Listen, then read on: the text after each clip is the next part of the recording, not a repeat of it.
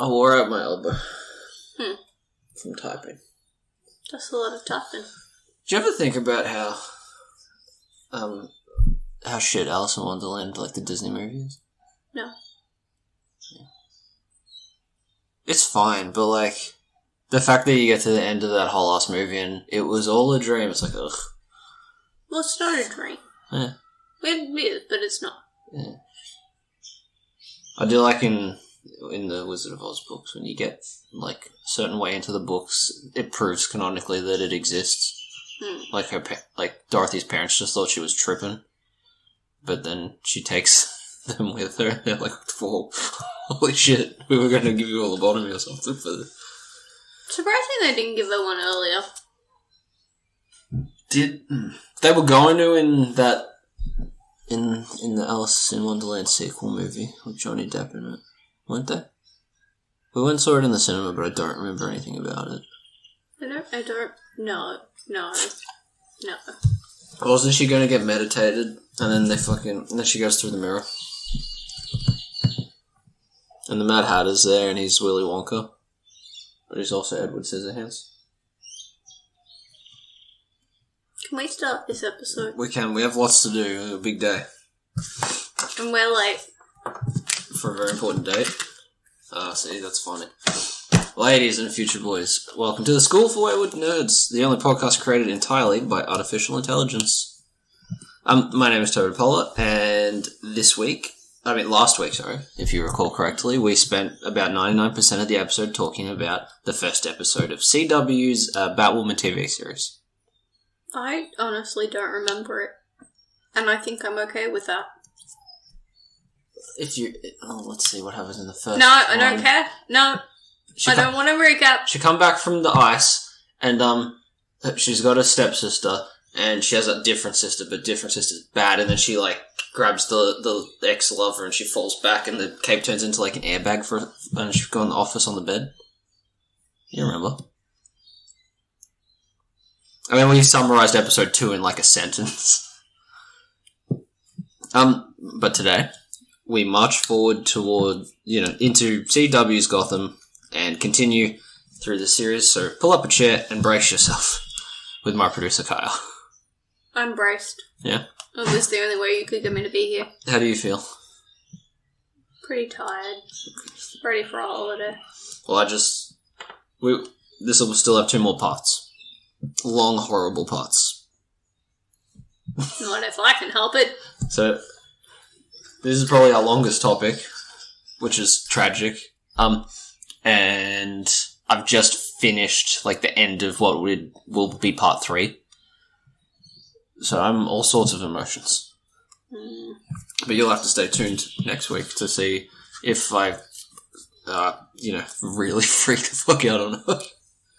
For now, we're just in the middle. At episode 3. As you do. Mm-hmm. Episode 3 had a lot more going on than the second one did. If you recall, the second one was just kind of them reiterating that Alice is Kate's sister. Mm-hmm. But episode 3 featured plenty of the classic CW family drama and what have yous. It had Alice using the bat signal without any question to contact Kate and promising not to kill for 24 hours. Alice using the bat signal without any question, I don't know how she did it, to contact Kate. Again, no question, not Batwoman, but Kate. And promising not to kill for 24 hours, or else Kate won't be her friend anymore. Nice. It also featured Sophie getting jealous of stuff and being suspicious that Kate didn't take that crow job, if you recall. Whatever with that stuff, it doesn't matter. The main episode's adventure, though, is that because there was a Batman appearance, villains are now going to show up to fight said Batman. Oh. Including Tommy Elliott. That's an important character. Do you know who Tommy Elliott is? Yeah. It's Hush. That's right. So it was fun to see him here. He's aware of who Batman is. Okay. And he returned to kill Bruce Wayne.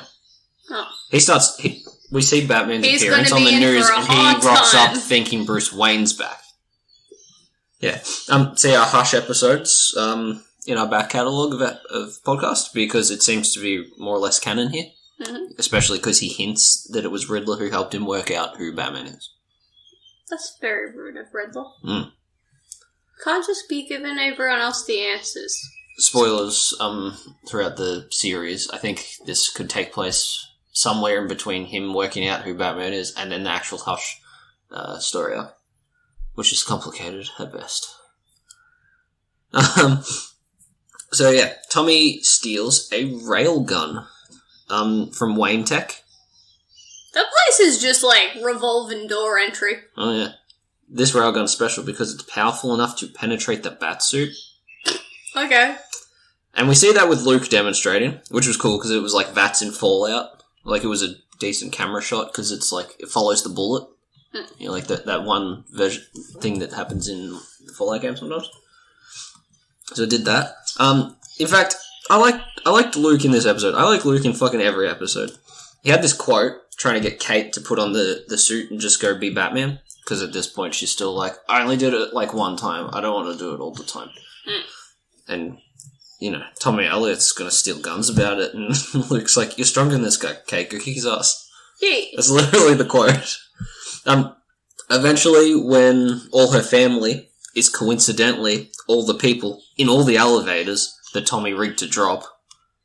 Oh, I remember you talking about this. Just a weird coincidence that they were the ones in there. Kate finally goes full Batwoman, and I gotta say, in motion, I like the look of the suit. Because if you remember in the pilot, the cow's very, like, beach ball shaped. But once you throw a wig on it and cover it up, it's pretty good. In the still images and promos, it didn't grab me, but I enjoyed the brief time we get of it in this episode. It's not all great, though. It's not all, you know, Alice licking cupcakes in Jacob's house and putting them back, which I thought was funny. The timing in the finale is a bit tricky with these elevator bombs and such, okay? So, I need you to follow me here as I explain to you a fair chunk of this episode. Okay. I'm trying. The first elevator drops, and the wait staff inside get fucked up. Do they, like, smoosh on the bottom? They're sort of in front of the elevator after the fact. Like, it's all, like, at the door, kind of. Okay. I don't know. They're alive. But the door magically opens and they get kabootied out. I guess. Okay, so the first elevator drops, wait staff gets fucked up. Tommy will drop the other two if Batman doesn't show up right fucking now. Okay, right now. I want you to think about time as a thing that exists. What if he's across town? So what if he hasn't put on his suit yet? Does Tommy just assume he's always wearing it? It's not Spider-Man. Well, Kate is at the party. So, she's kind of there. So what she does is she leaves.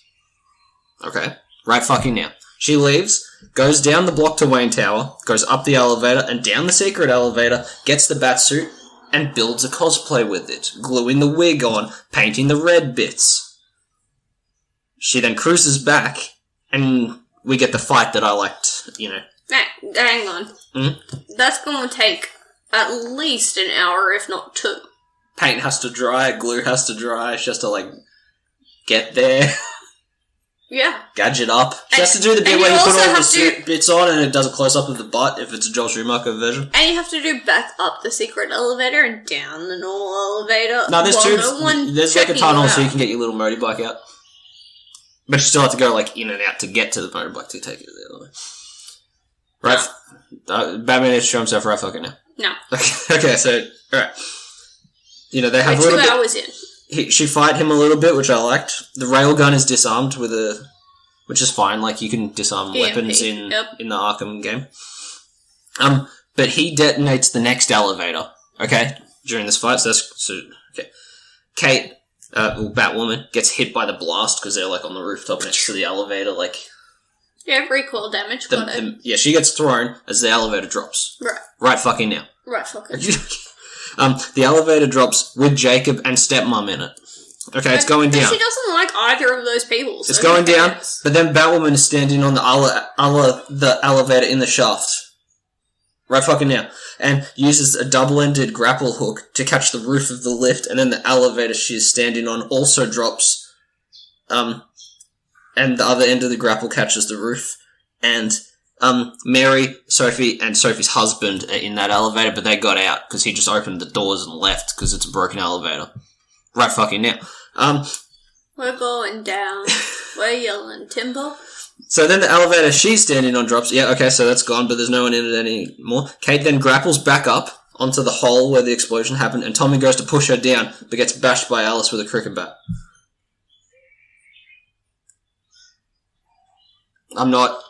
I feel like this is maybe one of those episodes you need to watch. Well, what happens is, in that right fucking now... Okay, it's recording. Apparently. CW Batwoman is literally a curse, a blight. A plague on both our houses. So, this is our second attempt at continuing this fucking episode. Because it crashed, we fixed it, we recorded for 45 minutes, and guess fucking what, listener? You didn't hear it, and it was our best stuff, it was our funniest stuff, it was award-winning stuff. I promise.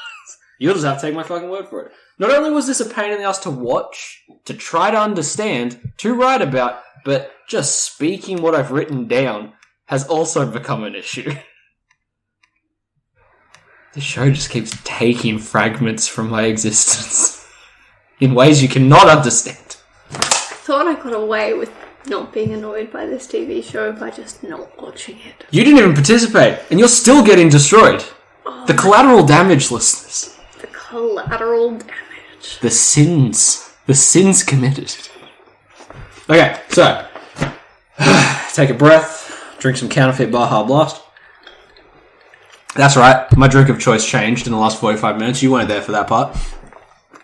So when we left, Alice bonked Tommy Elliot on the head. Oh, so long ago, for fuck's sake. Then Alice is like, I did a murder. And Kate she gets annoyed about it. She's like, oh, you bitch. Remember? Mm-hmm. Okay. She's very forgiving. Without her code and sense of military duty, is she not? Yeah, it's the character's entire personality. So by removing it, like, there's really not even a point in continuing this because she would have been able to solve all of this in like 3 episodes. They went out of their way to like make sure she was LGBTQ+. Nothing else about the character like even was considered, huh? No. Except for the suit, I guess. Yeah, but Batwoman has officially revealed herself, so that's pretty cool. In episode 4, quickly skimming past the family dramas like I like to do mentally with hour-long CW shows, Catherine, the stepmom, is having Beth's grave exhumed, which, as you recall, there's nothing in it anyway. I still don't understand why she's doing it. There's a couple of fragments from a skull, apparently. Is that what she's trying to hide? By getting rid of the casket? But she knows what's in there, so why do you need to pull it up? I think she's hiding it from other people checking it. But then she confesses to it anyway. Yeah, within the fucking episode, within minutes. Yeah. I don't know. So yeah, she's doing that. But then Alice shows up, who is Beth, as you recall. No, I'm with the dad. I haven't worked it out yet. That fucking dumb motherfucker. God damn, he makes me so mad I have to talk about him twice. So Alice pretty much just shows there to let us, the viewer, know that she at some point was in cahoots with Catherine. Mm-hmm. During this episode, though, Catherine tries to have Alice assassinated and fails. So she tells Jacob that it was her. She was the one who had the bone fragments found. The bones was Beth's, is what she told them. Okay? So she tells Jacob that it was her. He gets mad, but she's like, I wanted your family to have closure, so I lied about your missing kid. It's very I married you. It's very gold diggery, even though she's the rich one. I ain't saying she a gold digger, but she lied about your kid. Kid's getting kidnapped and not molested, but fucking probably didn't say. Let's just go with yes. We can safely guess. Yeah.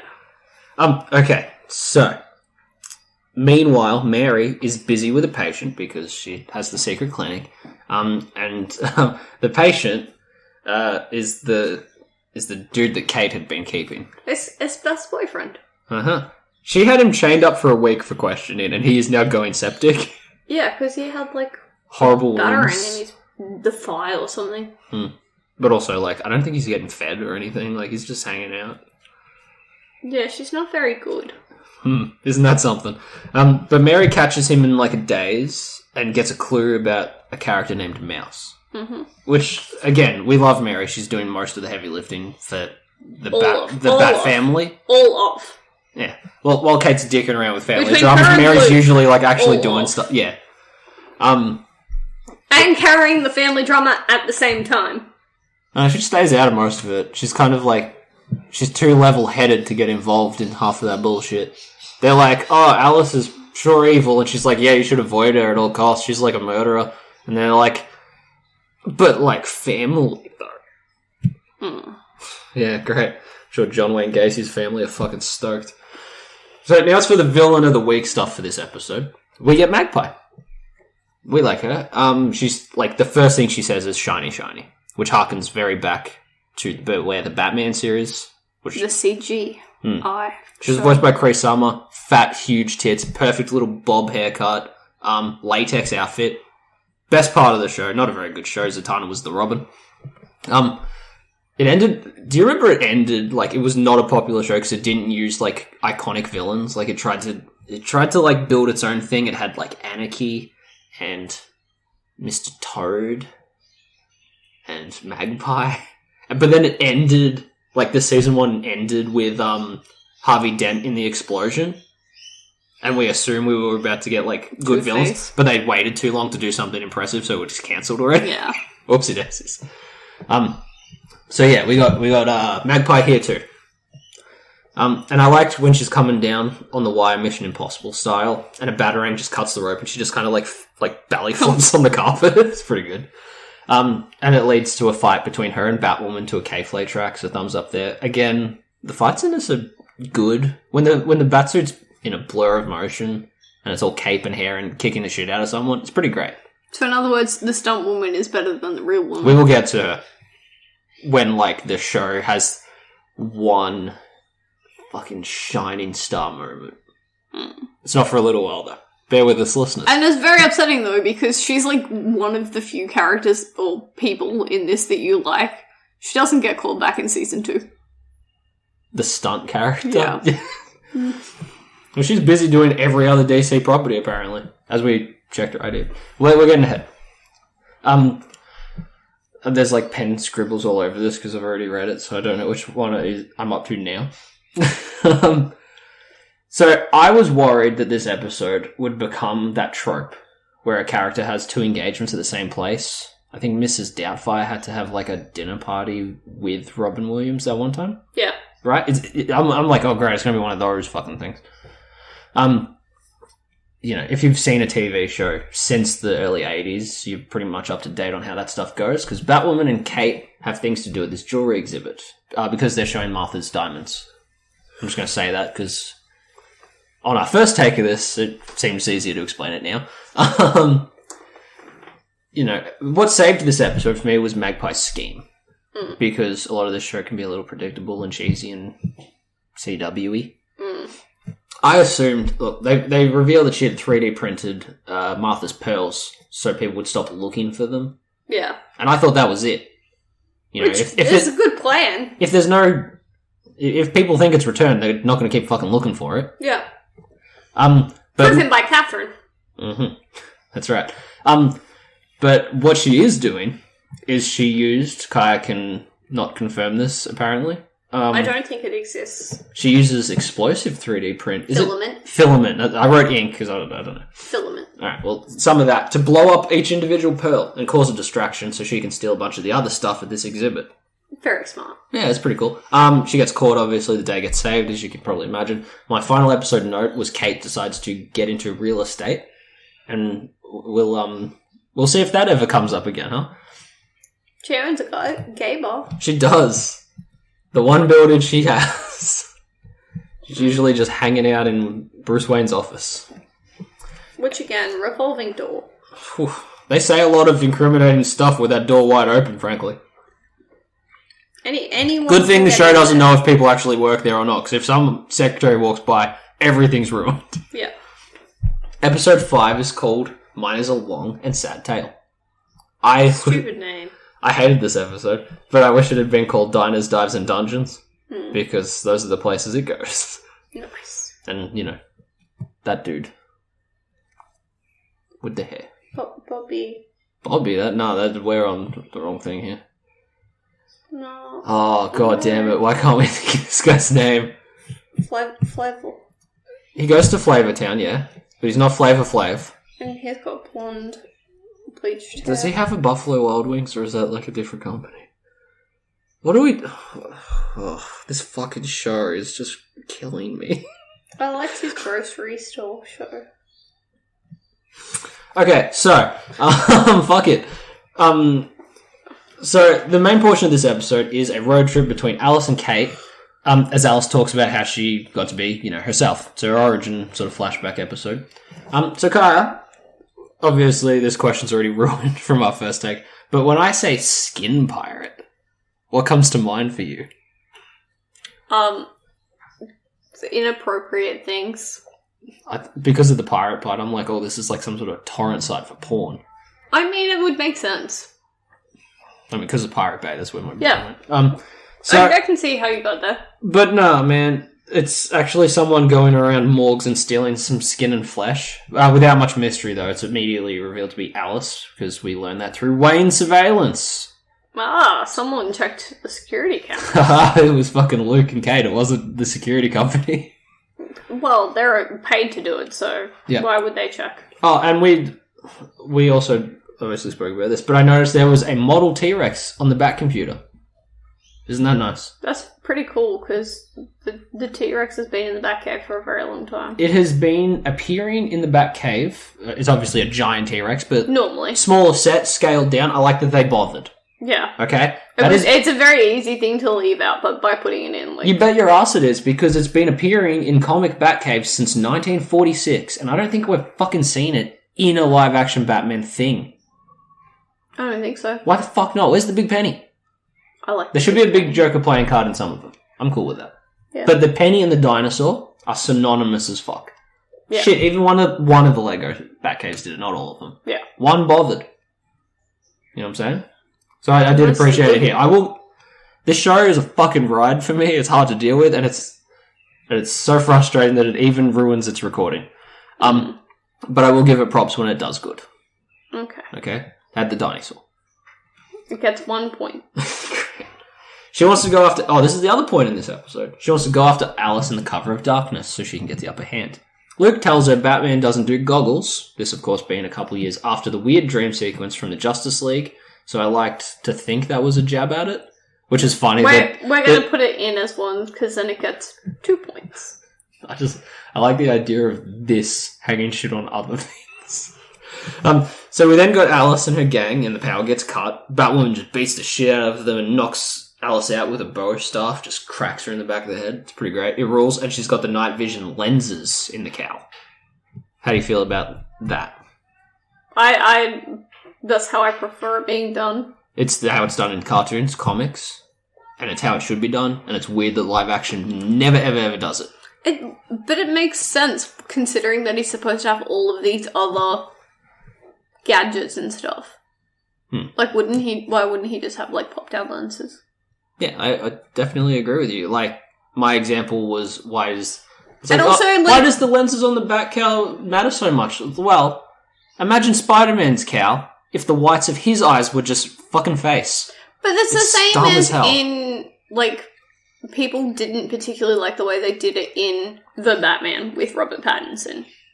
But I like the contacts? The contacts. Well, normally the contacts are essentially a part built into the suit. Exactly, but in early years they wouldn't have been, because he wouldn't have worked it out yet. Yeah, I'm fine with it there, but... But that's the thing. I just want to see the lenses on the Batsuits every time, and it's my favourite. But that's what I'm saying. Like, it would make sense that he would have a camera or something built in. He works at night. He is a detective that reviews what's going on. It's also full of walkie-talkies. And he knows how to use security surveillance. That's a rare feat. That'll look good on a resume. No one knows what that is. Yeah. So, yeah, that was cool. I liked having that. I don't like the idea. I don't like the mental image I wrote for myself of Spider-Man without having the lenses of his mask filled in. It's just mostly eyebrow and scared face. Yeah. He's in his dad's underpants. Oh, yes.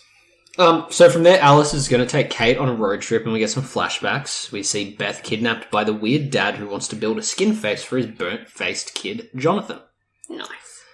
I expected him to be Crane just because his name's Jonathan. But his surname is Cartwright.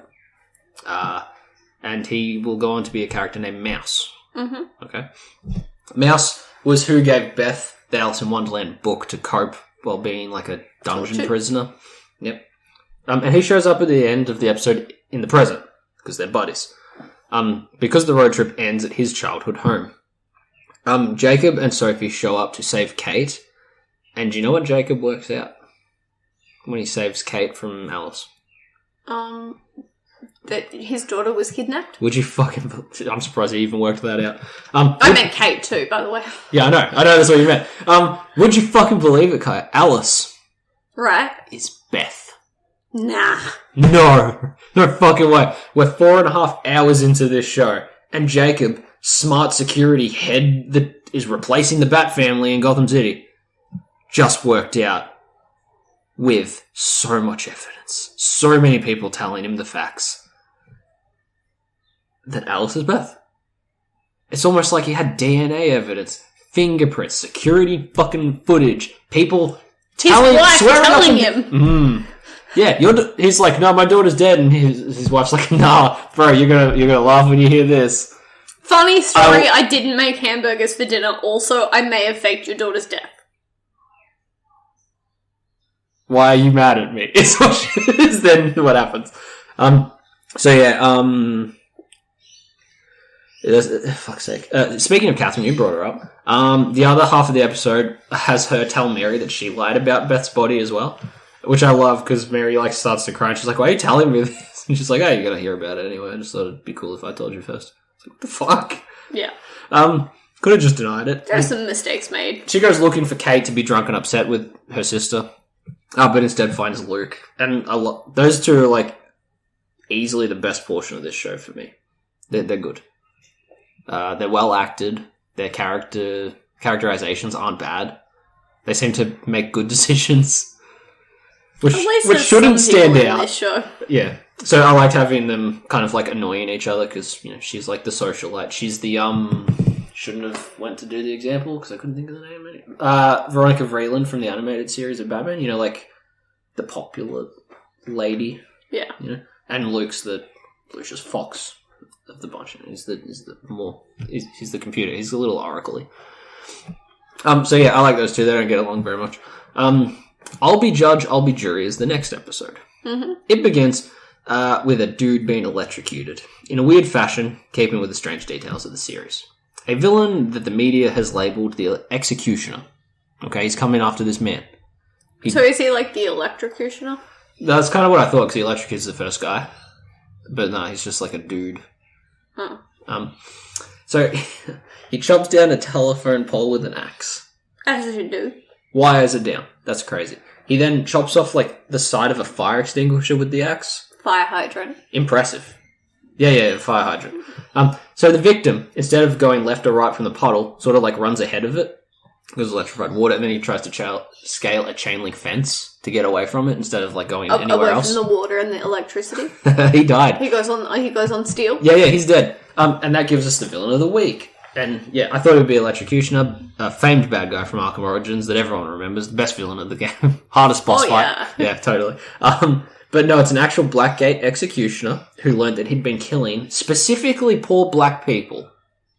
They went out of their way to point out that they were people of color. The notes are behind the notes. Okay. A few corrupt white dudes have been just framing people, and he's been the one putting them down. So he's upset. Understandable. Uh-huh. Again, at this point, I'm on par with most people that are upset about something. Executioner, Mary. So Catherine's a little bit of a bitch, but we'll get there. Yeah. So he's killing these corrupt guys.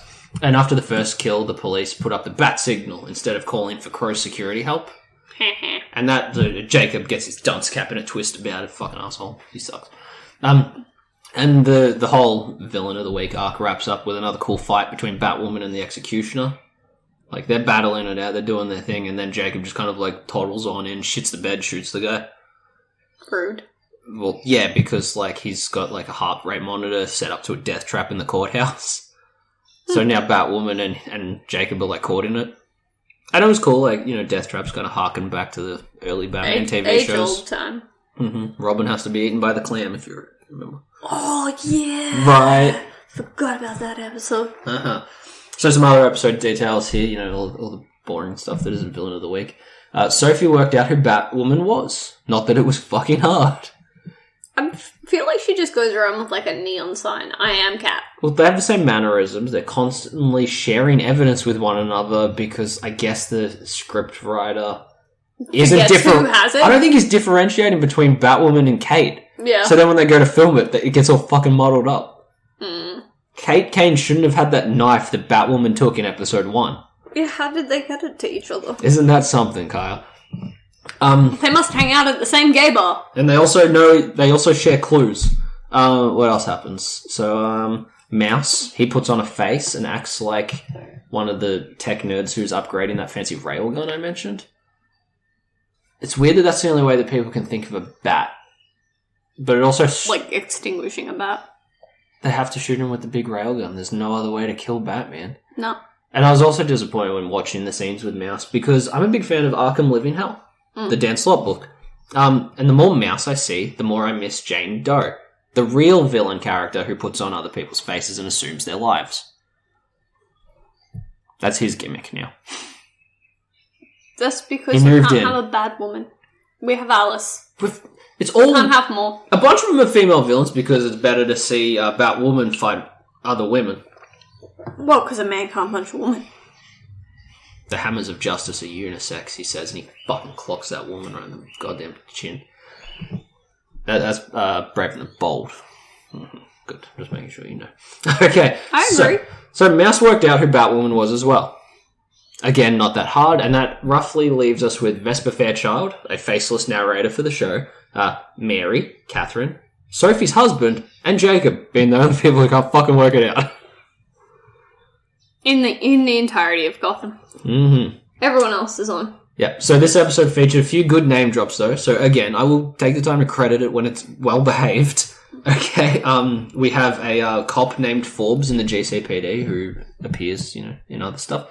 We have Rucker Avenue, Greg Rucker being the author of Allergy, the book that a good chunk of this is based on, but not nearly enough.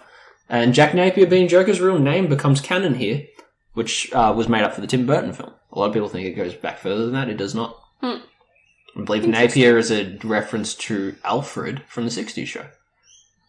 Probably. I think so. That would make a lot of sense. Mm-hmm. And we learned that Lucius Fox is dead in this canon, which kind of surprised me. Do you have any questions about the show at this point? A little quick check-in, make sure you're doing okay. I'm not doing okay. I'm following along better the second time through this. You had a practice run now. Isn't that... Yep. Fuck this show. I can't believe it's, like, haunting us even after I've done watching it. I was so excited to be finished. Because as we said in episode 1, there's no genre of entertainment I loathe more than hour-long dramas. Yeah. I just can't do it. They're so long, and so much of it just feels like bad padding. And frankly, they don't have the budget to stretch it an hour. This show would be way cool if, like, all the money they pissed away doing dumb shit was condensed into, like, short moments of cool. That, like, 8-hour-long episodes was better than 20 half-hour episodes. 20-hour-long episodes. 20 of them. I don't know. Did Smallville do that, or was that half an hour? I don't remember. Because obviously Arrow did it. I can't think any further back. As far as CW... I don't even know what other shows CW are. Well, CW is just the network. I know, but they've got a wheelhouse. They've got like a... Small W. Uh-huh. It's like Big W. Smallville was 2001 to 2017. Yeah, I know that, but like how long do the episodes run? 10 seasons. 12 if you count the 2 comic book tie-in seasons. We don't. Okay, never mind. How long does an episode go? Well, you check that. I'll start talking about the next episode, which was a slow one for me.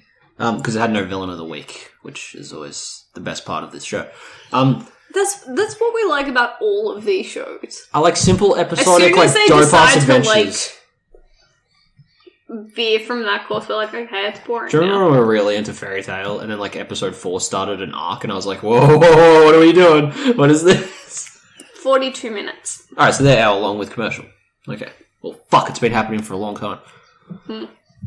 Okay, so, instead of a villain of the week, we have some assassins who are killing, like, other tech nerds who worked on that fancy railgun that people keep bringing up. Now that Alice had Mouse steal it for her, it's one of a kind. None of the other people who know the science behind it are alive to replicate it. That's nice of her. Uh-huh. And turns out she has it for a buyer, but it's for killing bats, so she withholds a piece of its gadgetry.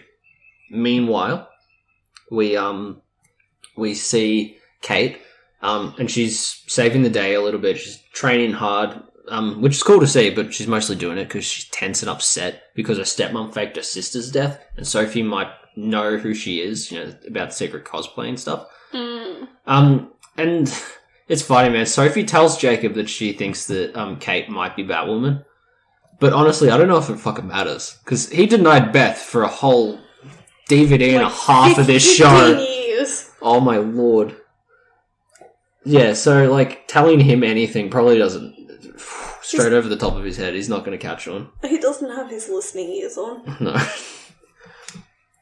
Yeah, he's got Beats by Dre in at all times. He can't hear what anyone else is saying, and it's just blaring radio static. Yeah.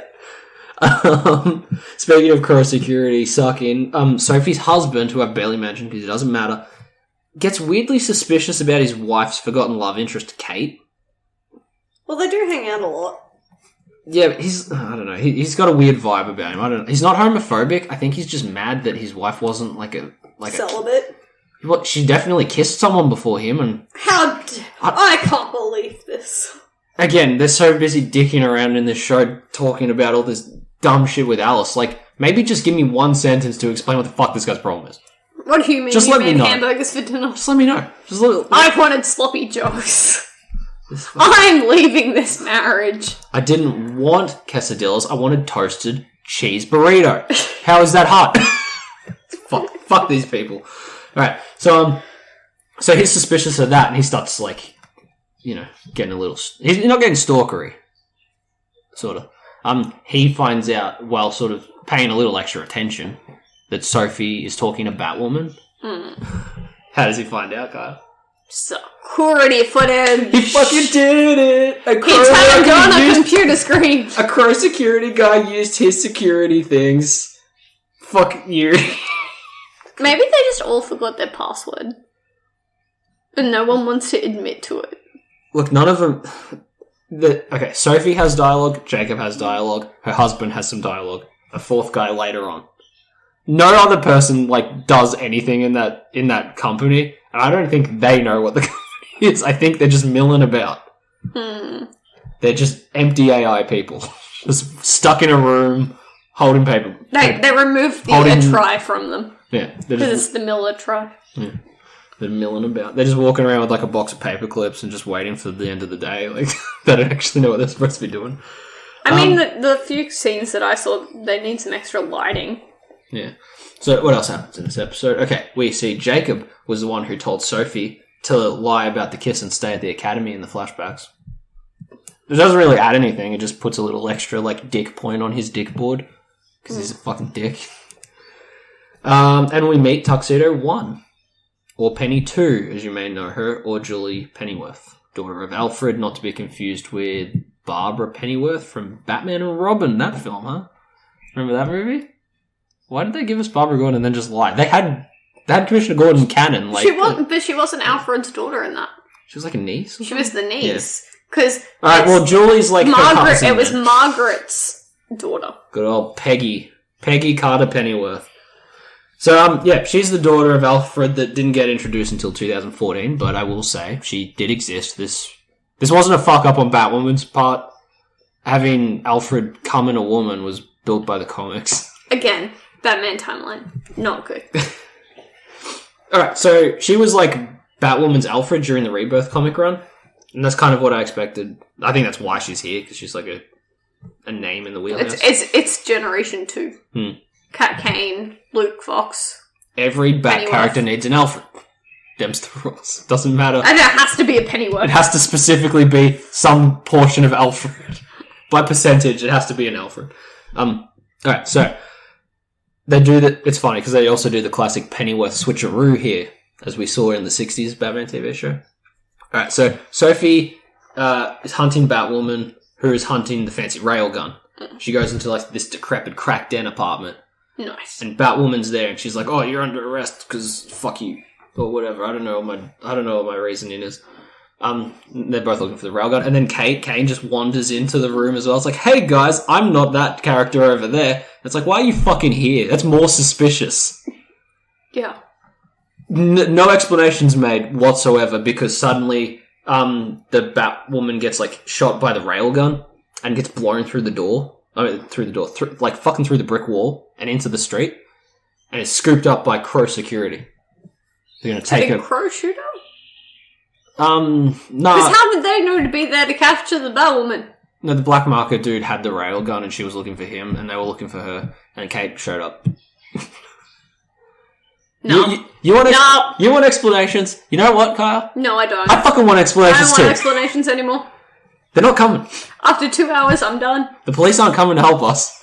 They don't even exist in this. They have showed up like half a dozen times. No fucking shit. It's ridiculous. I mean, it's pretty bad in 60s Batman, because they're just constantly like... That's just because Gordon doesn't feel like it. And Chief O'Hara's like, why don't we just like get the dude who's going to do it for free? Yeah. I'm not going to risk my boys out there. Send Robin. Literally.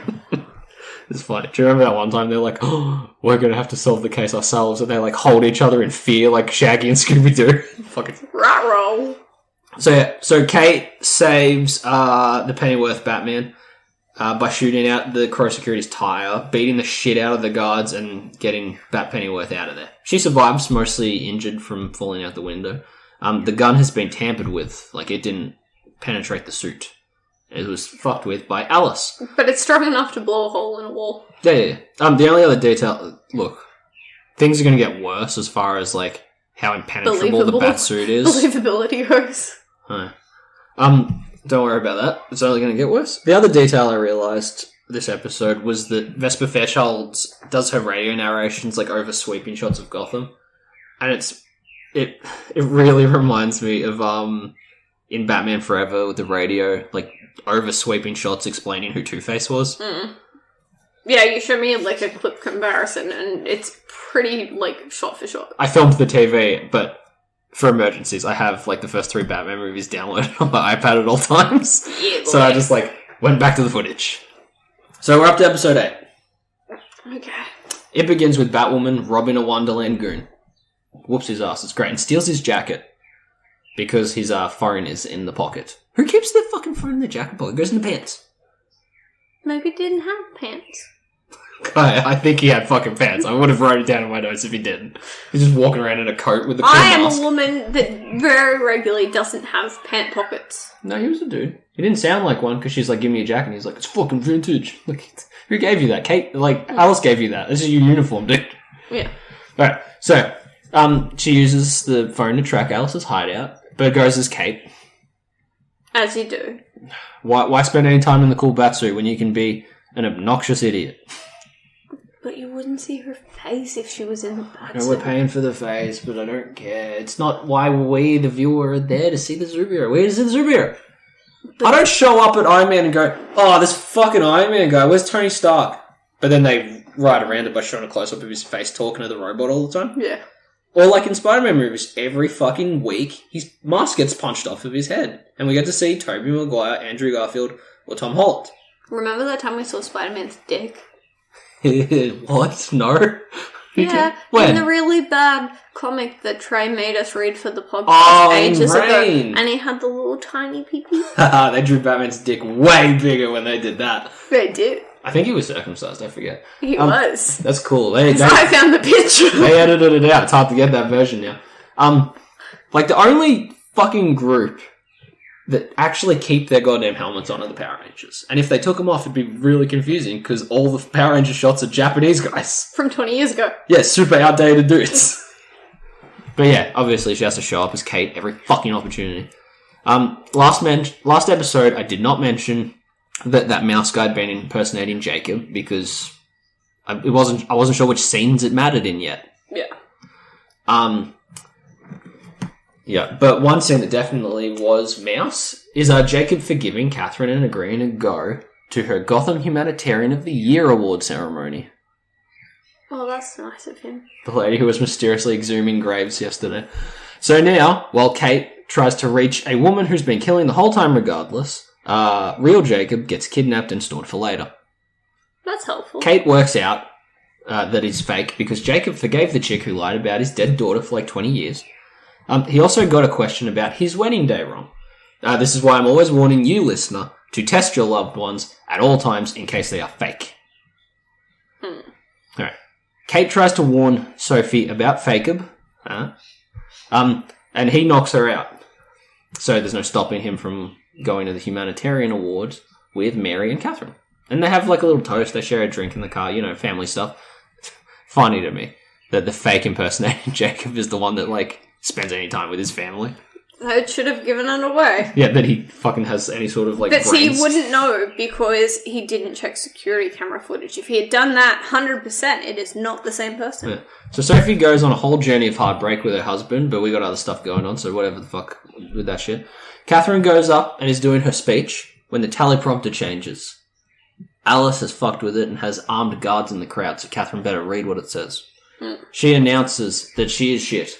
She announces that she develops evil chemicals and firearms with her company, and then the city pays her husband to protect them from said evil chemicals and firearms, so they've got a good thing going on. Yeah, the two of them can monopolise all over that place. Yeah. She announces that she faked her daughter's death and then starts to bleed from her nose. Down she goes, poisoned by her own chemicals by Alice. Not totally sure what Catherine does for a living. I think she's doing R&D for something. Security.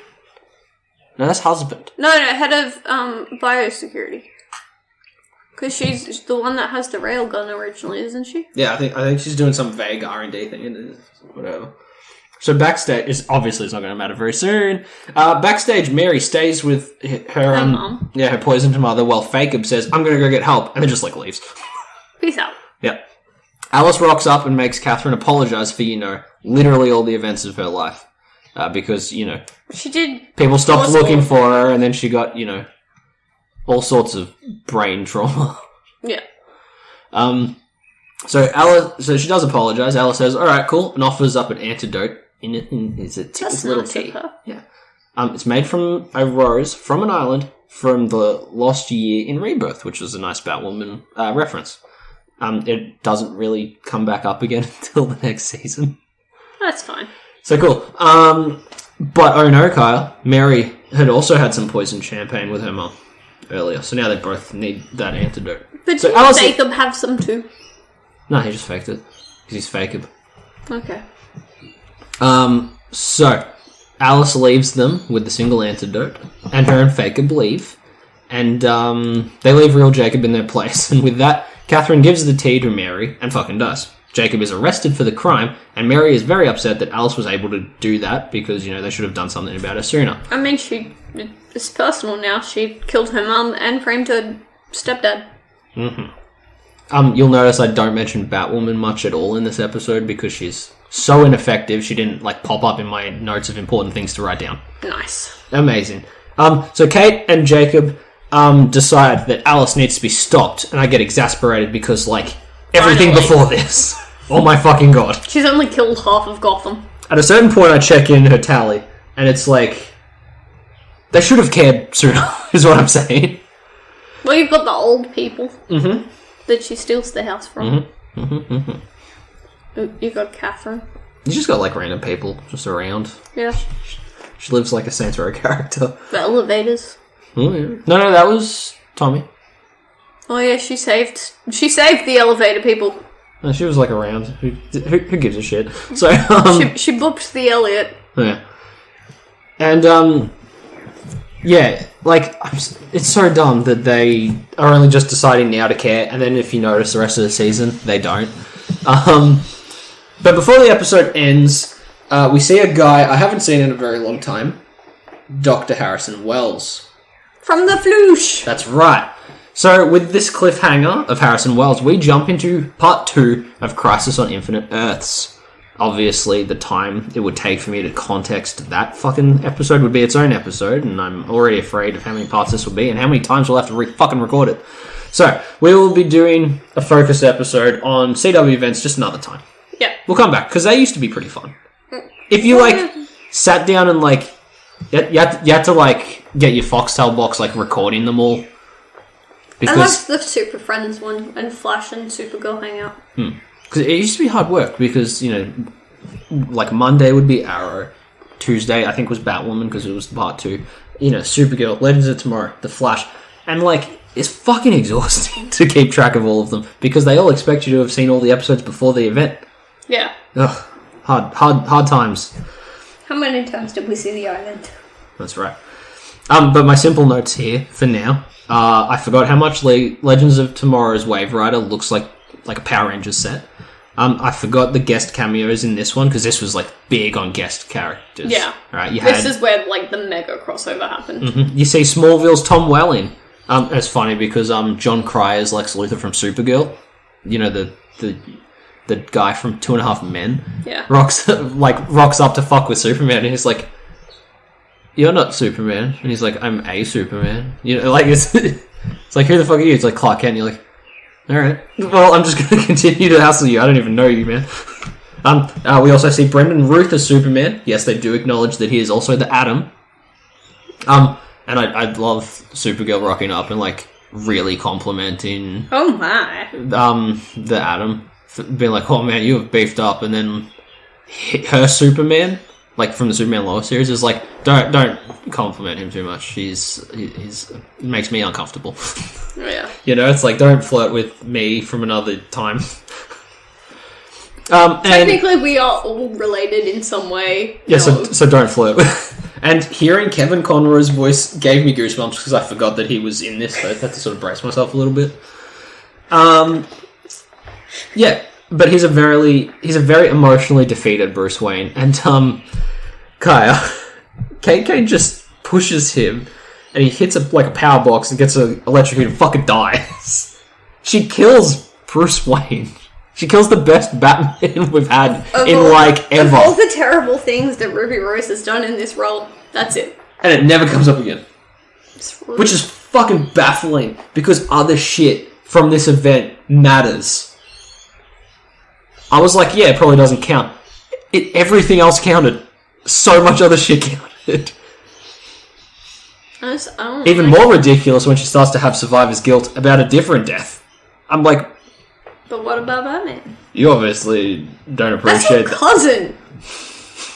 Yes. If Supergirl can flirt with her cousin, you can be sad that you killed yours.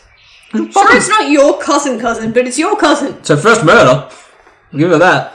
Okay. But that said, she doesn't really care about murder, because Alice has been doing it every day. Wants. Yeah. Episode 10, and it's back to the humdrum of the standard series. Begins with a runaway train. And that's cool stuff, you got the bat signal, and then motorcycle train chase. Use some gadgetry.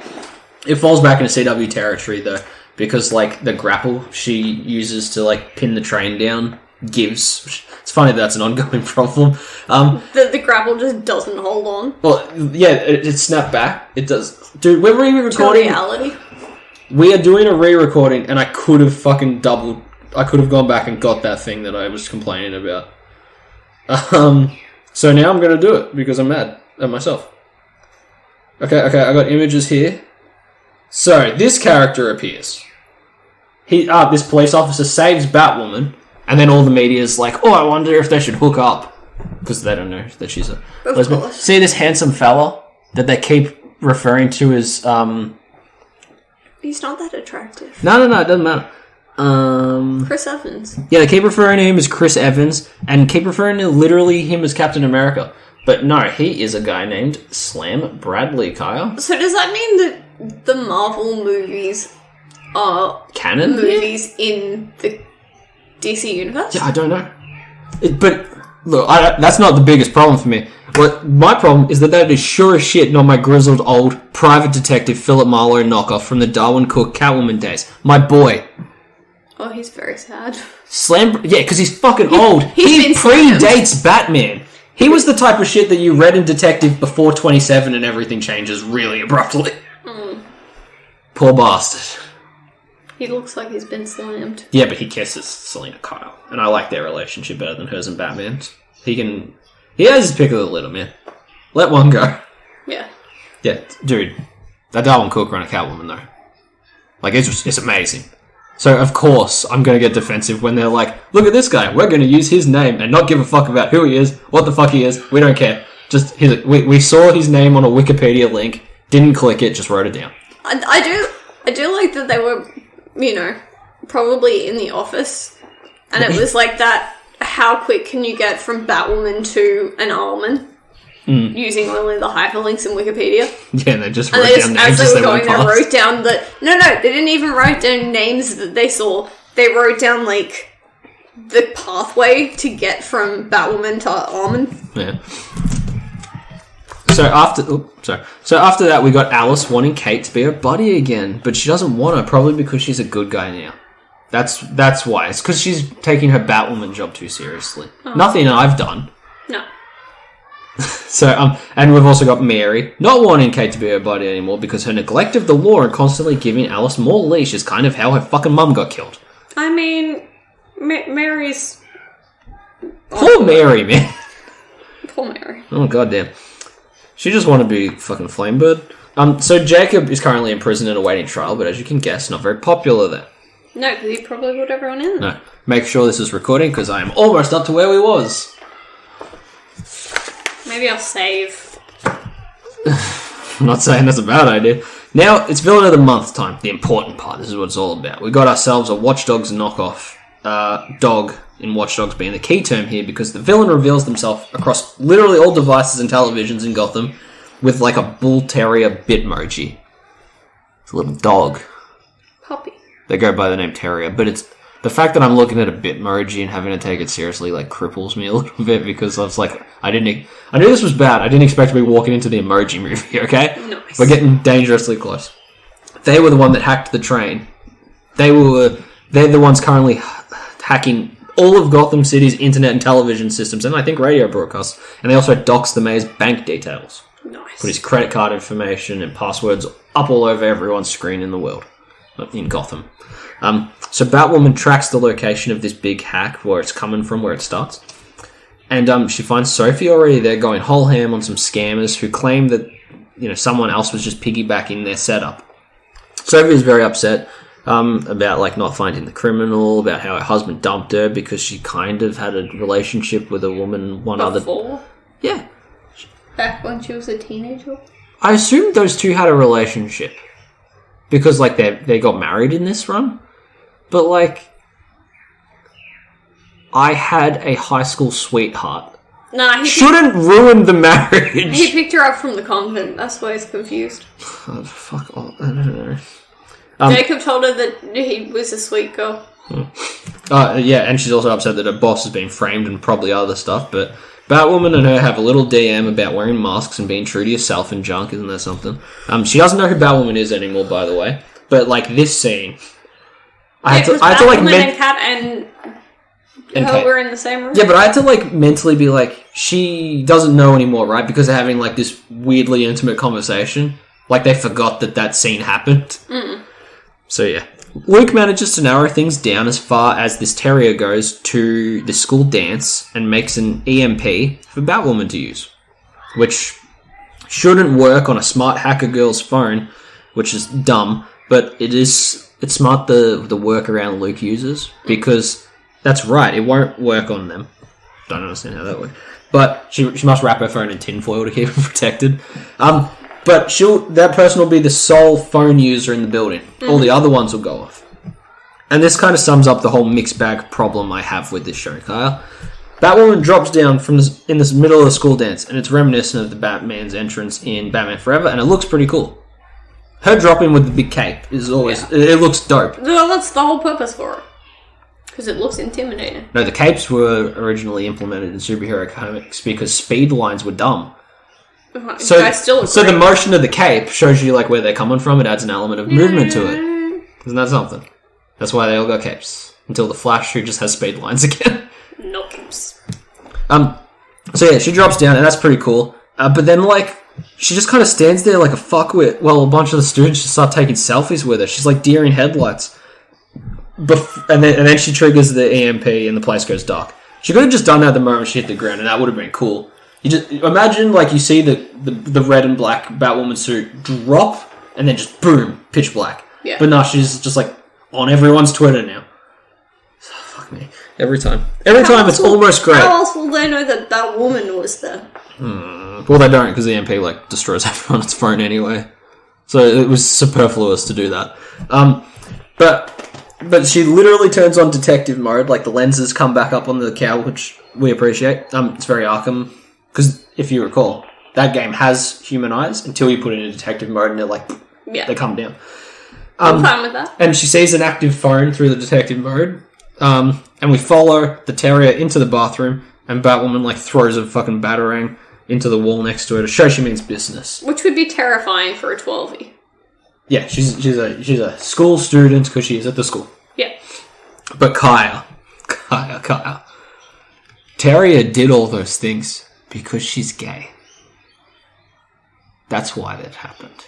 Oh, so... That's her excuse, that's her reason. Because she's gay. Because I'm gay, I want to crash a train and dox the mayor and destroy half of Gotham. Sure, she ran a terrorist operation on a city train line and doxed the mayor, but she didn't want to come out to her folks, so she came to the big city instead. So Batwoman lets her go.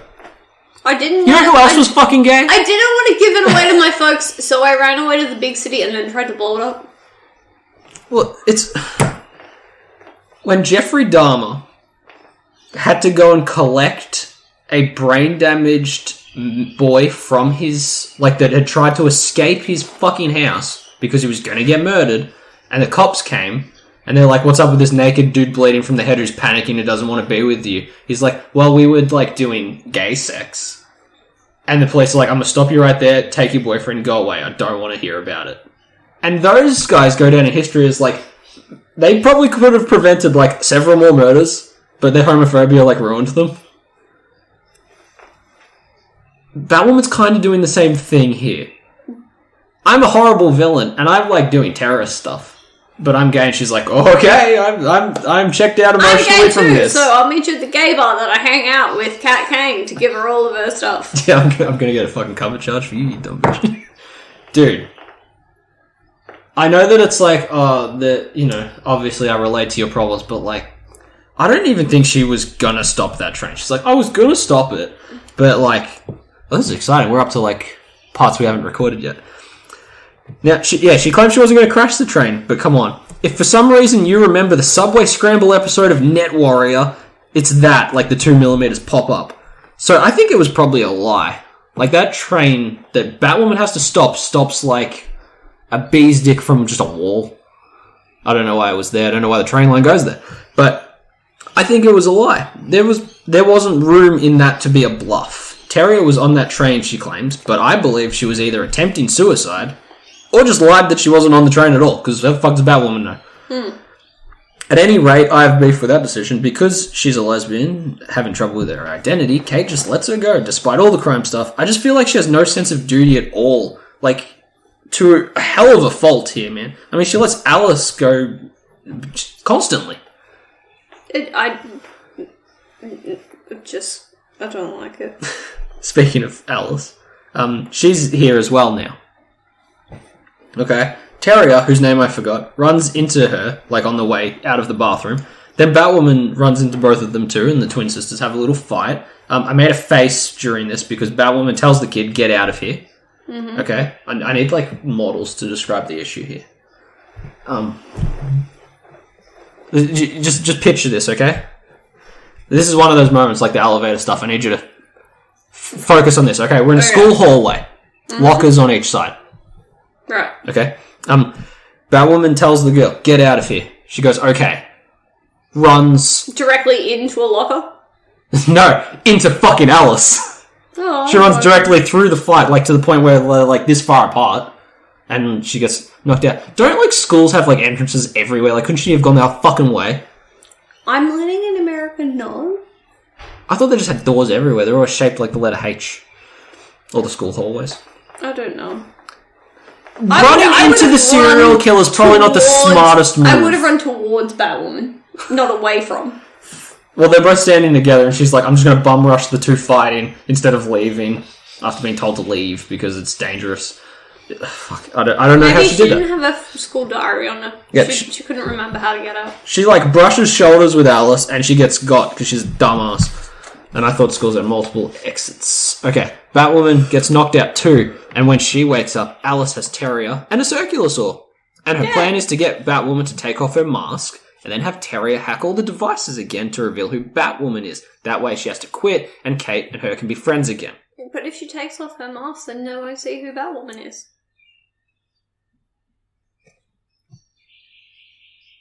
Alice still thinks that if she has to quit her job, then that's the problem they're having. Yeah. Because she's difficult. You think the exact same thing about the two of us. None of us need jobs. Jobs is bullshit. What makes me wonder here is that Batwoman's not restrained in any way. She could just slap the saw out of Alice's hand and that would be it. Nice. But she takes off her mask in front of Terrier because she's not very effective as a Batwoman at all. No, because she's got her sign that says that she is Kate Kane.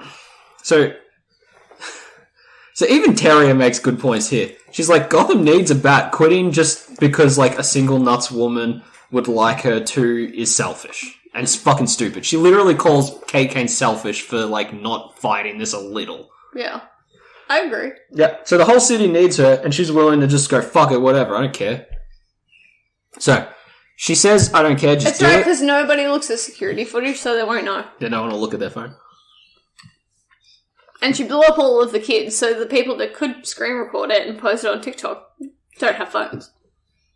Oh, she blew up everyone's phones. Wait a second, she blew up everyone's phones. Only in the school. Okay. So Mary will see. Oh, no, that's cool. Okay, so... Unless she's at the clinic. Terrier puts the message on every phone in the city, but Alice doesn't check what it is. You know, like, it doesn't say Batwoman is Kate Kane. It says, help 911, Alice is here. School, she's here at school being a silly Billy or something to that effect. And Alice does not check to see what the message is on her phone. Like, she sees a notification pop up and goes, good. And puts it back in her pocket. Doesn't say shit, just says, someone should arrest the serial killer that I'm dealing with. Isn't that crazy? So, I'm not even surprised that you're lost in your notes. Yeah, so Alice doesn't check, lets her go, and Kate does something she could have done at any point. She throws a device that wraps around Alice's wrist and, like, sticks it to the table. So she's trapped there. Handcuff. Yeah, but like a big staple. Nice. She could have just done that with the circular saw hand instead of, like, revealing herself to a villain.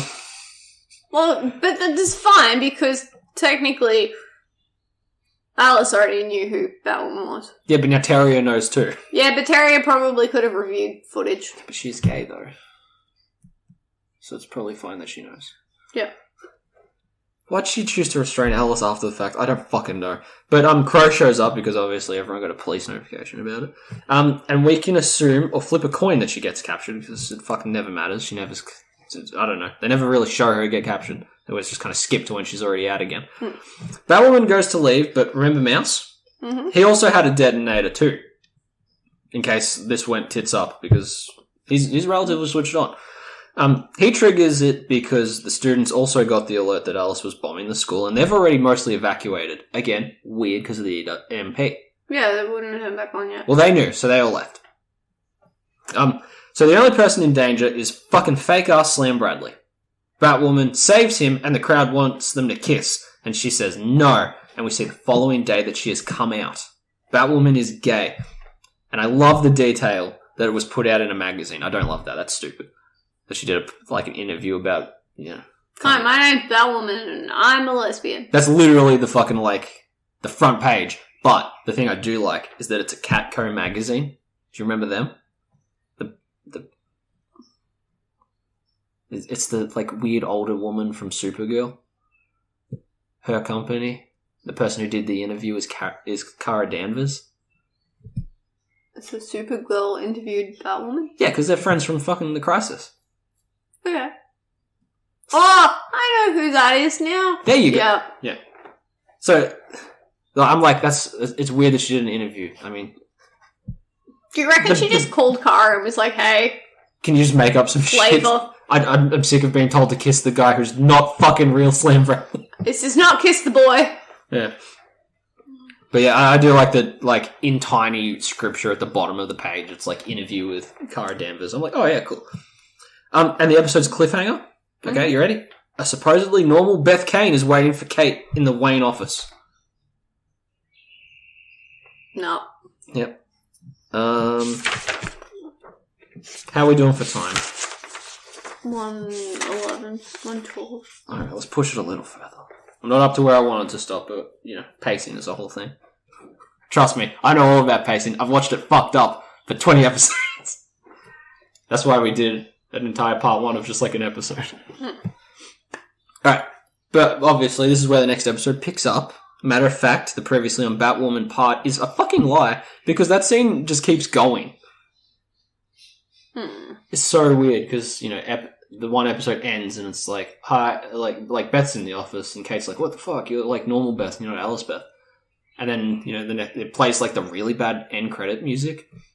And then it's like previously on Batwoman, and it's that fucking shot for shot scene again, but it just keeps going. I don't know. So yeah, it's not previously, it's presently on Batwoman. Anyway, Kate goes to strangle this Alice and gets pepper sprayed. Oh no. And I was worried because they referenced Jane Doe earlier, they would be showing their hand and it would be her. You know, that's what I kind of assumed. But no. As the episode rolls forward, we see that this character, this Bethy Beth, is a remnant of one of the lost realities from the Crisis event. Again, like I said, it all fucking mattered. Bruce Wayne died at her hand. Okay, I was surprised it mattered. I really was. This one comes from a timeline in which Kate went back into the car to save her sister, so she never went nutso bonkers. Oh, that's nice. But that makes Kate sad because she didn't do that. She's a fucking shithead. Have we not learned that in the last 10 episodes? We knew. She's surprised. So while Kate goes to Crow to see why Alice isn't in a cell, we see that Jacob doesn't want Alice interviewed because it's dangerous. Really? If you arrest someone, you do the interview. You don't just leave them in the interrogation room and be like, don't worry about it, don't look at it, don't think about it. You only have them in there for like 24 hours. So let's add conducting interviews to the list of shit Crow security the Batman replacement will not do. Right next to checking DNA evidence, reviewing security footage. But at any rate, Alice Beth is still sitting in the interrogation room, and we get the main plot of the episode there. It's more fucking flashbacks to young Beth. She reads Alice in Wonderland. She gets a cat. The cat gets killed, and young Beth has to help make Jonathan a new face with her little delicate hands. Her witnessing a cat getting killed is supposed to be a big traumatic event, but it's like, this dude's been like building faces in front of you. You really think the animal torture matters at this point? I mean, if they're making the face out of the cat face. Nope. Okay. Could you imagine if Leatherface kills a dog in the new one and people were like, whoa, that's a bad guy? Animal abuse is usually happened pretty hard. I don't know if it's fine. It is in my notes later. I'll yell and scream and cry about it. She comes out on the other side of this, I don't know, it feels like an afternoon and an evening maybe. Pretty worse for wear. She says the Alice in Wonderland quote, "It's no use going back to yesterday because I was a different person then." And she decides to be Alice now. Look, if you're into the show, this is probably a hard moment. If you like cats, it's probably a hard moment. But the show kind of paces things against the grain. See, they showed the father, that August guy, I know his name now so I can put that in my notes. We see this guy kill this cat to show he's evil and does not fuck around. But he has a child prisoner, is stealing faces for his child. And, like, serial killers often tortured animals in their childhood. It's part of the McDonald triad. Like, that's... And a head injury. That's the foreplay that leads to the murdering part. And a head injury. That's right. Frontal lobe. It's putting a hat on a hat to me. You know what I mean? For them to show that, I'm like, who cares? I admit I also might just be grumpy due to watching so much of this show in such a short period of time. I might be getting a little picky. Yeah. So aside from flashbacks, Mouse wants Alice, the Alice Beth, out of jail. So he goes and gets himself the mayor's kid and the police commissioner's kid. It's not shown how he does that, he just has them now. Yeah. So the police commissioner isn't using the bat signal now because Batwoman's gay. So the mayor's a homophobe? No, the police commissioner's a homophobe. That police commissioner. But literally any other motherfucker could walk up there and just turn on the bat signal, apparently, so who gives a shit? Yep. At one point, Mary turns it on, Kai. That's how little security there is. It just gets switched on by people. I'm fucking so stupid. And he will... And, so Mouse will kill them if Alice is not freed, and then I get a double dose of bad Kate Kane. See, she's talking to Luke about this current predicament, but is mostly complaining that in another timeline it's proven that she had time to save young Beth during the car accident. Yeah, but you didn't. Luke points out that Beth Bess is back now anyway. Yeah. And the kidnapped children could really use a little of Kate's fucking attention right now. Yeah. So, she races off to I go... like Luke. Oh, dude, I feel so bad that he's in this. Yeah. Because that, as an actor, as a guy, fuck, he deserves so much better than this, dude. Apparently, like, everything about this set was a nightmare. Like, it wasn't written good. All this budget was all fucked up. No one knew what was going on. And then the finished product was not at all worth any of it. So she races off to go do that. And while I'm trying to write down that she is too self-absorbed to be effective, she drives out into an intersection without looking and gets T-boned. Like, as I'm complaining about her, she just drives a motorcycle into fucking traffic.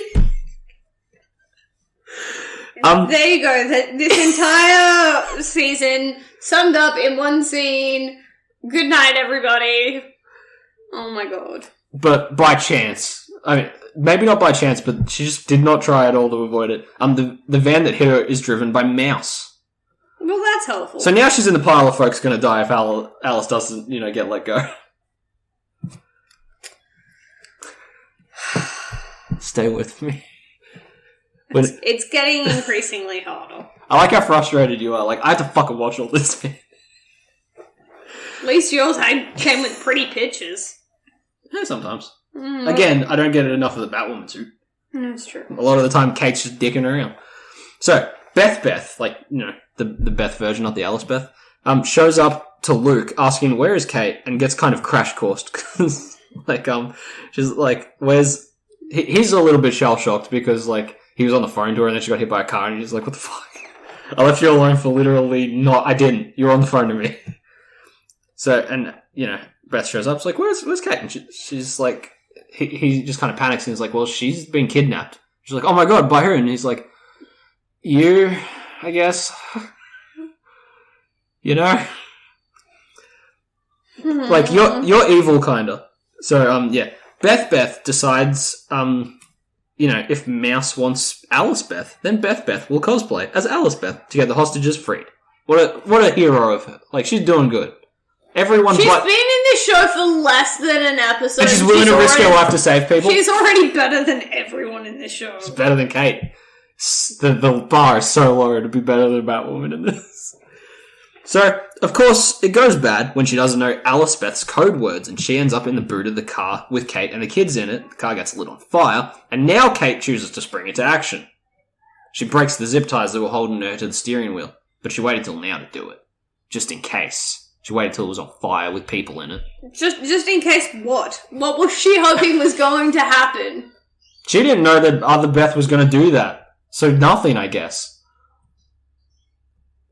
She was hoping Green Lantern would show up and save the fucking day. Alright, so... Okay, she impales Mouse on some rebar and he gets stuck in place and manages to free the kids and even gets a second chance at saving Beth from a dangerous car. She succeeds, and the episode wraps up with a couple of scenes, as they always do. You always think it's fucking over, but it's not. Loves to feel done, and then keep going, just to twist the knife a little bit as you watch the damn episode. The Gotham City public protest at GCPD to use the damn signal again, and Batwoman shows up, and it's a little bit PR-y for me, but the cape is cool. Watching her drop from shit is always pretty dope to see. And then Beth and Alice start getting migraines, and that's the cliffhanger. Why do you think that's happening? Because they're the same person. That's right. I mean, you've already fucking sort of revealed it, but do you want to leave that as our suspenseful bit? No, we can keep going. Okay, great, because I got a bunch more pages of this. It's so hard, Kyle. You have no idea the second time around. It's so convoluted and so messily written that it's hard to summarize properly. Because you're like, well, why the fuck's that happening? It's like, well, it's happening because of this. I'm like, well, do I have to write that down? It's like, kind of, because it's not really important. It's never going to come up again. I'm like, fuck, okay. Oh my god, this is really annoying. Don't worry, because we're about to talk about time and space and dimension hopping. Are you even ready for how they think that works? Bring it on. My time in reality hopping had me prepped and on the ball because, as suspected, because this reality is carrying multiple versions of Beth Kane on the molecular level. They specifically say that. Like, the atoms are doubling up. Reality is rejecting them. Okay? You following me so far? Two people can't exist in the same place because they're using the same atoms. Yeah. Okay? Is that we cool on that? Sure. Got it. I don't see a problem with that part. No, that makes mostly sense. Okay, good. You need to hold on to that part because it doesn't get better. It's the whole, if you go back in time and your past self sees your future self, should hit wall. So, yep, I'm here. Okay, so the headaches and internal bleeding are the cells of both Beths fizzling out. Luke, Mary, and Elseworld's Beth try to come up with some ideas, even suggesting a Nora Freeze scenario, which I thought was cool. They don't use her name, but, like, they hint at it, and I'm like, cool, Mr. Freeze is canon here. But ultimately one of them have to die. And I, the sensible gentleman I am, wonder aloud to you pick Alice? To you, Kaya, if the universe is rejecting the very molecules, then does them being alive even matter? I mean, you can ask that question for technically anyone. Well, no, it's doubled up at the molecular level. And that's the problem. Does it fucking, like, a dead person still has molecules and atoms? Yes. They still exist? Yes. So what the fuck does it matter if they're alive or not? I don't know. I don't either. That's why I'm asking you if you had any ideas. No. Okay. I got nothing to help you. Alright, well, I was like, why'd they specifically say at the atomic level? They wrote themselves purposely wrong. Yep. Okay, so. I don't know, maybe the molecules are being used when they're alive? I don't think that's how existing works. Like, you still exist when you die. But, okay. While the big manhunt for Alice is afoot, the gang try to sneak the Elseworlds Beth out of Gotham past the Crow checkpoints, because obviously she looks exactly like Alice, she'll get arrested. Right. I would brush over that part, because it didn't really matter. But the guard who spots Beth in the back seat is, like, blasted back.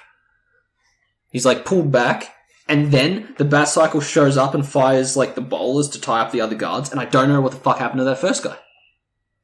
Dead. I don't know but how did he move like that? He wasn't grappled by anything. Yep, he was. He was grappled by the grapples that never work. But he was recoil damaged by a broken grapple. He got flung away before the events, and it was weird. So, while that's still unfolding, the episode actually began with the Jacob story arc. See, he's in jail still, but talking to Gotham's really good plastic surgeon. Why there's only one, I don't know. He's trying to get him to testify, saying that someone could make a replica face and do the crimes. And I loved this doctor in this scene, because he doesn't know where he is. He doesn't know that he's in prison? Like, he's like, no, he's like, that's some, like, science fiction concept, man. But he has photos of the face itself from evidence after Mouse got arrested. We also have confirmed that Hush was canon earlier. Yeah. So the town historically has silly face thieves. We later see Hush do that, so these notes don't make as much sense now. But, like, he's like, no, that's unlikely. Bitch, you've got evidence of the fact. You've seen it. You've seen the face. Clearly he never watched Face Off. God damn it. Okay, so technically the face stuff was after Hush proper, But what good is Tommy Elliott without the Paul Dini additions after the fact? Come on, man. When the doctor learns that Mouse is being monitored in Gotham General, he says he will go and take him and talk to him about this stuff. And I roll my eyes because, of course, this is Mouse's dad. Why the fuck wouldn't it be? There's only one guy who can do plastic surgery in all of Gotham. I mean, that makes sense. Checks out. Yeah. He isn't Mouse's first visitor, though, because Alice showed up in Crow security to talk to him. He asks which Alice she is, because there's two of them now, and she goes off to Wayne Tower because that's where the other Beth was brought to, anyway. I don't know why they were trying to leave and then gave up and just went back to the office. Because why not? I'm getting lost, and I watched it minutes before writing this down. I don't even know what happened. Alice sees the better Beth and kind of storms off and mad about it, and she goes to Mary's clinic, reminding you the manhunt is going great. She's just casually cruising around the fucking city.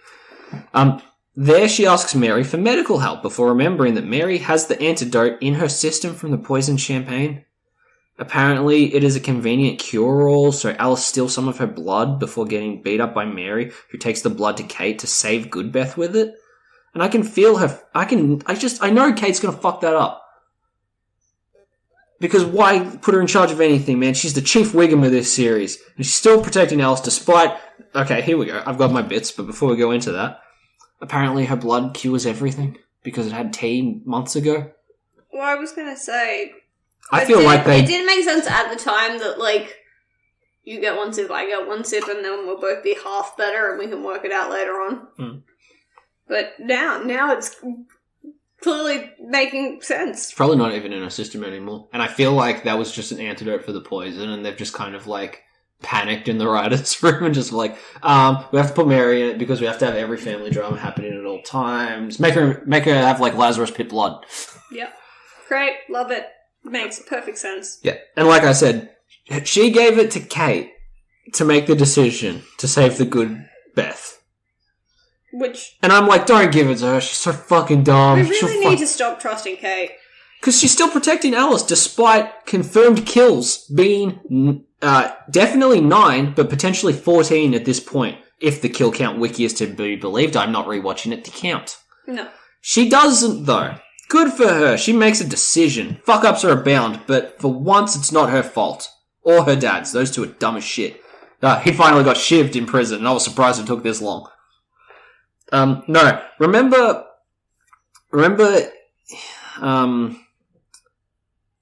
he trailing off in this. I think I got lost in my notes there. So, remember how I mentioned that Alice was the first visitor Mouse got? Yes. We got to go back now. Okay.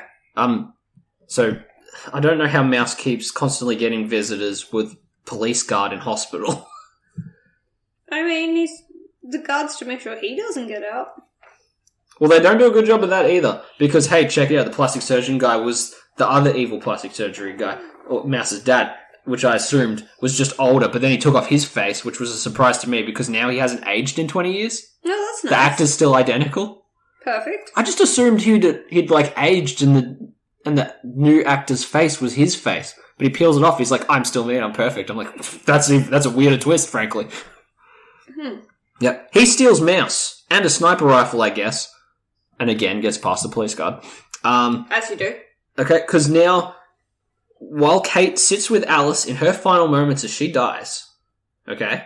Yep. She suddenly springs back to life because August wants to get rid of Alice because she's a bad influence on his dumb burnt son. Right. So he sniped and killed Good Beth, thinking it was Alice.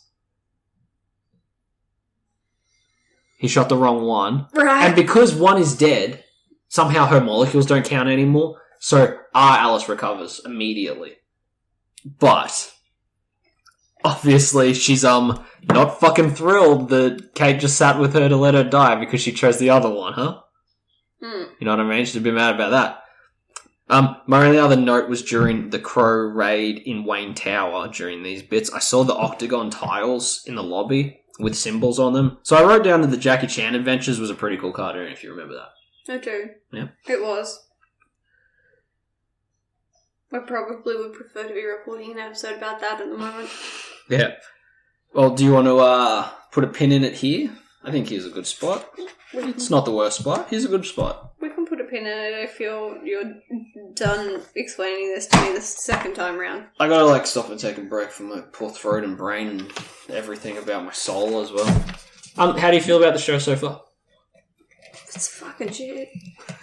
It is a ride, man, because it does things and you're like, oh, I'll give you credit there. You used a cool name, like you referenced a character, you did a cool fight scene, and then it'll do some baffling stupid shit and you're like, but you just lost all your brownie points. So even that's you knew better. You knew not to throw the knife at your you knew not to drown a baby, and you specifically said that it was a bad idea to drown a baby. You drowned a baby though. Yeah. Oh man, it's so frustrating. But it's not over. So it's only just begun. So ladies and future boys, make sure to rate, review, subscribe. If you didn't listen to part 1, do so. And remember to stay tuned next week for part 3 as we continue our journey down the rabbit hole that is Batwoman. I promise that we will eventually finish recording these episodes and you won't have to listen to it again. I've been your host, Toby DePola. I've been joined by producer Kaya.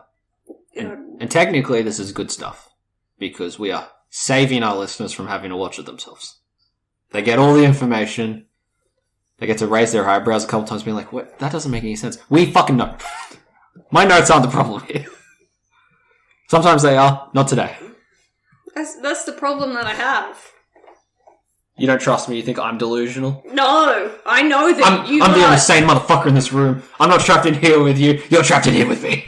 No, but that's the problem that I have, is I know that you're doing your best to make this make sense. You've seen the colour drain from my human soul as I'm trying my best to figure this show out over the last couple of weeks. Yep. Alright. But thank you everyone who is bearing with me as I do my best. And stay tuned for next week. Have a good time and class is dismissed.